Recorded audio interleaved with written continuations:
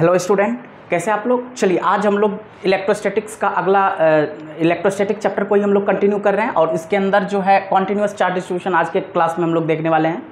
तो इलेक्ट्रोस्टैटिक्स के अंदर जो कॉन्टिन्यूअस चार्ज डिस्ट्रीब्यूशन है ये बहुत ही ज़्यादा इंपॉर्टेंट टॉपिक है, क्योंकि जब आप गॉस थ्योरम को पढ़ोगे तो वहाँ पे हर जगह पे आपको नॉट फॉर गॉस थ्योरम, आप पूरे वॉल्यूम 1 के अंदर यानी कि क्लास 12 के फिजिक्स का जो पार्ट 1 है, जो वॉल्यूम 1 है, उसके अंदर आप बहुत सारे चैप्टर पूरे पार्ट 1 के अंदर बहुत सारे जगह पे आप हर जगह पे कॉन्टिन्यूअस चार्ज डिस्ट्रीब्यूशन का कॉन्सेप्ट आपको यूज़ करना पड़ेगा। तो इसलिए इस टॉपिक को समझना बहुत ही ज़्यादा ज़रूरी है। चलिए देखते हैं हम लोग क्या होता है कॉन्टिन्यूअस चार्ज डिस्ट्रीब्यूशन। बहुत ही सिंपल है। What is the meaning of continuous charge distribution? तो बहुत ही सिंपल है। अगर किसी भी बॉडी के ऊपर जो चार्ज इन्वॉल्व है, अगर उसका वैल्यू एक इलेक्ट्रॉन के चार्ज से बहुत ही ज्यादा है, यानी कि हम कह सकते हैं when the charge involve on a body is much larger in magnitude than the charge on an electron, then we ignore. That means किसी भी बॉडी के ऊपर जो चार्ज इन्वॉल्व है, अगर उसका वैल्यू एक इलेक्ट्रॉन के ऊपर जो चार्ज होता है उससे कई गुना ज्यादा है, तो हम क्या करते हैं, उसके क्वांटम नेचर को इग्नोर कर देते हैं और हम ये एज्यूम करके चलते हैं, हम ये इमेजिन करके चलते हैं कि उस बॉडी के ऊपर जो चार्ज डिस्ट्रीब्यूटेड है उस रीजन में वो इन ए कॉन्टिन्यूअस मैनर चार्ज क्या है, डिस्ट्रीब्यूटेड है। तो कॉन्टिन्यूअस चार्ज डिस्ट्रीब्यूशन को हम लोग वंस अगेन फिर से रिपीट कर रहा हूं, ध्यान दीजिएगा। अगर किसी भी बॉडी के ऊपर जो चार्ज इन्वॉल्व है उसका वैल्यू एक इलेक्ट्रॉन के ऊपर जो चार्ज होता है उससे बहुत ज़्यादा है, मच लार्जर है, तो हम क्या करते हैं, उसके क्वांटम नेचर को इग्नोर कर देते हैं और हम ये इमेजिन करके चलते हैं, हम ये एज्यूम कर लेते हैं कि उस बॉडी के ऊपर जो चार्ज डिस्ट्रीब्यूटेड है वो बिल्कुल कॉन्टिन्यूअसली डिस्ट्रीब्यूटेड है। दैट मीन्स कॉन्टिन्यूअस मैनर में उस रीजन में चार्ज क्या है, डिस्ट्रीब्यूटेड है। तो इसी कॉन्सेप्ट को हम लोग बेसिकली क्या कहते हैं, कॉन्टिन्यूअस चार्ज डिस्ट्रीब्यूशन। बहुत ही सिंपल, आपको समझने में कोई ज़्यादा दिक्कत परेशानी नहीं होने वाला है। मान लेते हैं यहाँ पे हमने एक स्फीयर ले लिया, दैट मीन्स कोई भी हमारे पास एक बॉडी है। तो अगर इस पूरे बॉडी के ऊपर चार्ज को मैंने क्या ले लिया, सपोज कीजिए क्यू मान लिया, तो इसके अंदर एक छोटा सा पोर्शन लेंगे, उसके ऊपर चार्ज कितना हो जाएगा, डी क्यू। अब हमें चेक करना है कि क्या इस बॉडी के ऊपर चार्ज कॉन्टिन्यूअसली डिस्ट्रीब्यूटेड है या नहीं है। तो उसके लिए हम क्या लेंगे, एक पॉइंट चार्ज लेंगे क्यू नॉट, जिसको हम एज ए क्या कहेंगे, टीसी, यानी कि हम इसको किसके तौर पर मानेंगे, टीसी। टीसी का मतलब क्या होता है, आप लोग जानते हो, टेस्ट चार्ज, जो कि मैं हर लेक्चर में क्यू नॉट जहाँ कहीं भी लिखता हूँ तो उसको मैं मेंशन कर देता हूँ, वो टेस्ट चार्ज होता है। तो एक हमने क्यू नॉट ले लिया। अब इस टेस्ट चार्ज को जैसे जैसे हम इसके आसपास मूव कराएंगे, अगर ये रिपल्सन, दैट मीन्स ये अगर कुछ फोर्स को एक्सपीरियंस करेगा तो इसका मतलब वहाँ इस बॉडी के अंदर क्या है, चार्ज डिस्ट्रीब्यूटेड है। तो बहुत ही सिंपल है, हमने क्या ले लिया है, इसके ऊपर चार्ज डिस्ट्रीब्यूटेड है या नहीं है उसको चेक करने के लिए मैंने क्या ले लिया, पॉइंट चार्ज, जिसको हमने क्यू नॉट कह दिया, जो कि टीसी टेस्ट चार्ज की तरह बिहेव कर रहा है। तो इस क्यू नॉट का इस छोटे से पोर्शन जो ले लिया डी क्यू, दैट मीन्स ये जो बॉडी है, ये जो स्फीयर है, ये बहुत सारे छोटे छोटे डी क्यू के फॉर्म में क्या है, डिस्ट्रीब्यूटेड। ऑब्वियसली अगर ये क्यू है तो इसके अंदर जो छोटा सा पोर्शन होगा उसके ऊपर चार्ज कितना होगा, डी क्यू। तो इस पूरे बॉडी के अंदर तो बहुत सारे डी क्यू होंगे। तो मैंने क्या किया, कोई भी एक डी क्यू ले लिया और क्यू नॉट के बीच में ऑब्वियसली डिस्टेंस क्या, जो पोजीशन वेक्टर है वो आर वेक्टर। तो आप यहीं से क्या कर सकते हो, अकॉर्डिंग टू कूलम्स लॉ आप फॉर्मूला अप्लाई कर सकते हो। इस डी क्यू और क्यू नॉट के चलते क्या होना चाहिए, डी एफ। अगर हम डी क्यू ले रहे हैं तो इसके चलते फोर्स भी स्मॉल होगा, तो हमने क्या ले लिया, डी एफ। और आप जानते हो कूलम्स लॉ क्या होता है, 1/4πε0 Q1 × Q2 अपॉन में आर स्क्वायर। तो बहुत ही सिंपल, अगर हम इस डी क्यू के चलते निकालने तो हम क्या लिखेंगे, D F vector which is equal to 1/4πε0 Q0 × D Q, Q0 × D Q upon में दोनों के बीच में डिस्टेंस क्या है, आर स्क्वायर, और वेक्टर फॉर्म में लिखेंगे तो आर कब। देखिए it is not necessary to write in vector form, but derivation हम जहां कहीं भी करते हैं हमें वेक्टर फॉर्म में करना पड़ता है। बट न्यूमेरिकल जब भी आप सॉल्व करोगे तो always you can solve only in scalar method. तो अब हमने डीएफ निकाल लिया। अगर मुझे टोटल निकालना है तो for total force we have to integrate, तो हमने डीएफ को क्या कर दिया, इंटीग्रेट किया। After that integration 1/4πε0 Q0 D Q upon में आर स्क्वायर आर कैप।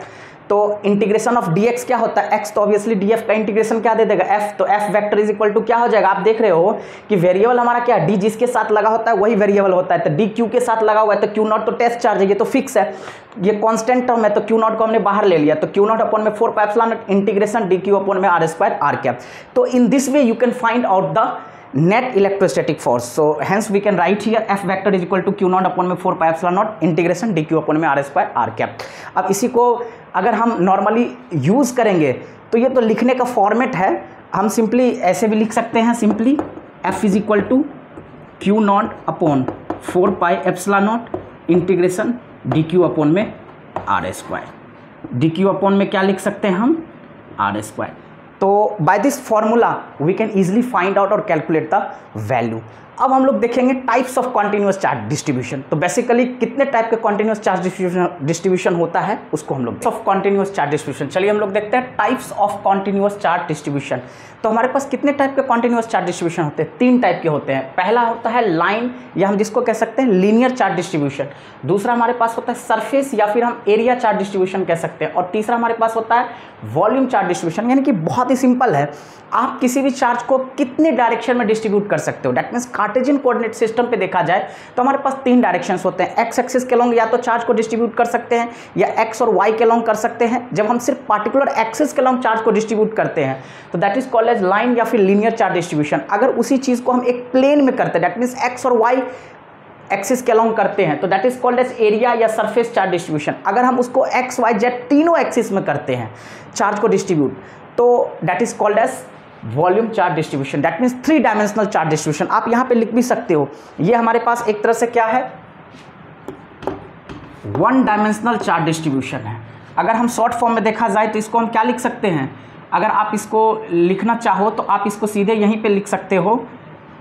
मैं यहाँ पे लिख सकता हूँ 2 डायमेंशनल चार्ज डिस्ट्रीब्यूशन है, और ये हमारे पास क्या है बेसिकली 3 डायमेंशनल चार्ज डिस्ट्रीब्यूशन। बहुत ही सिंपल, इस चीज़ को ध्यान में रखिएगा। इसको हम 1 डायमेंशनल चार्ज डिस्ट्रीब्यूशन कह सकते हैं, इसको हम लोग 2 डायमेंशनल चार्ज डिस्ट्रीब्यूशन कह सकते हैं, और इसको हम लोग क्या कह सकते हैं, 3 डायमेंशनल चार्ज डिस्ट्रीब्यूशन। तो बहुत ही सिंपल है। तो जैसा कि नाम से ही पता है कि लाइन चार्ज डिस्ट्रीब्यूशन को अगर हम डिफाइन करने का कोशिश करें तो कैसे प्रैक्टिकली करेंगे? बहुत ही सिंपल, चार्ज पर यूनिट लेंथ, यानी कि एक यूनिट लेंथ में कितना चार्ज डिस्ट्रीब्यूटेड है, that will give you line charge distribution. इसको हम लोग किससे डिनोट करते हैं? लैम्डा से। तो ऑटोमेटिकली इसके डेफिनेशन के अकॉर्डिंग फॉर्मूला हमारे पास चार्ज पर यूनिट एरिया हो जाएगा, इसका एसआई यूनिट क्या हो जाएगा, कूलम पर मीटर स्क्वायर। जैसा कि आप यहाँ पे देख सकते हो, एक हमने बहुत ही इनफाइनाइट लॉन्ग वायर ले रखा हूँ।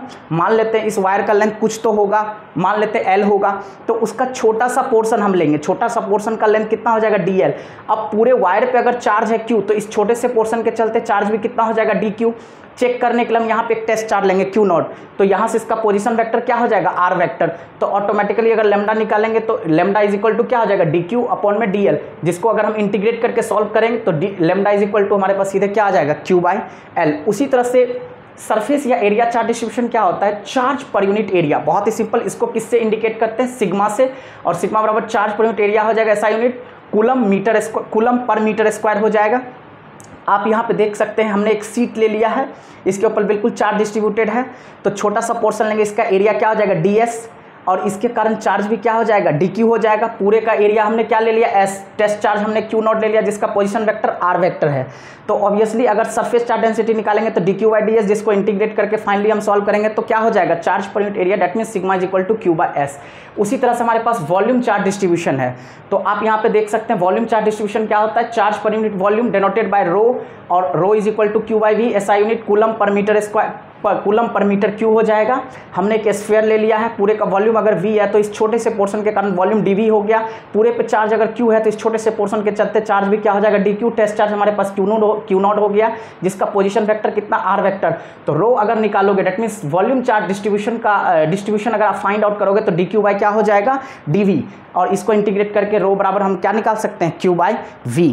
तो आई होप बहुत ही सिंपल है, इसमें कोई बहुत ज़्यादा कॉम्प्लेक्स चीज़ नहीं है। एक्चुअली क्या होता है कि इस पर कभी भी स्ट्रिक्ट क्वेश्चन नहीं आता है। जैसे आप गॉस लॉ के ऊपर जब क्वेश्चन करोगे, that means applications of Gauss theorem के ऊपर जब आप क्वेश्चन को डील करोगे तो वहाँ पे अक्सर आपको कॉन्टिन्यूस चार्ज डिस्ट्रीब्यूशन आपको मिलेगा ही मिलेगा।